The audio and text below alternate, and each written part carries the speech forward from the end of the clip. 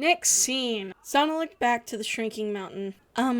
Thanks for making us breakfast. Oh, no problem, hun. The woman giggled and began to stuff her face in a less vulgar manner than that of the two males at the table. Akazil's father said with a mouthful of bacon. He then swallowed it and continued speaking. Any girlfriend of my son is always welcome in the Xanna household, he said with a big grin. Hearing this caused poor Akazil to choke on his food. Xanna smiled politely, ignoring the girlfriend comment, and nodded. Thank you, Mr.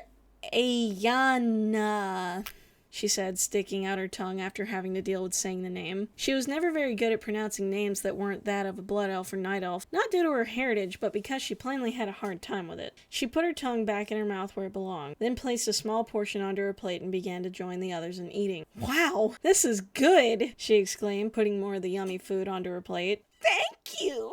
Yatana giggled, then burped, and giggled again as she blushed. Pardon me. Her husband next to her then burped loud enough to lightly shake the whole room, completely nonchalantly. Yes, my wife is a fabulous cook. She should be a chef. After giving his wife a compliment, he leaned over to her and began to cover her with kisses. Makthra, the children! She giggled at him. Akazil quietly groaned and laid his head down on the table, covering it with his arms in embarrassment and a bit of shame. Xanna tried not to watch herself, trying to be polite, but she really didn't mind it at all. When Makthra was done being sweet with his wife, he looked... I'm sorry, did they fuck in front of the kids? This is how you do it, son. Oh, Makthra, you're being rude. Sweetie, make sure that you pleasure the woman. This is so fucking stupid. When Makthra was done being sweet with his wife, he looked to Xanna, a more serious look on his face now. So, Xanna, didn't you say You never did answer my question. At this, his son quirked a brow, hoping it wasn't what he was thinking. What question, Makthra? Yatana asked as she ate another pancake. I asked how long she has been dating our son. Dad! Akazil yelled to his father, his face a bright red like it was earlier, as did Xanna's as she punched Izzy from bursting out into laughter again. Ow! Oh, Makthra, don't harass the children. Must you ask every girl that Akazil brings home that question? Yatana said, trying to get her husband to stop bothering the two teens. Every girl? I knew it! He is a...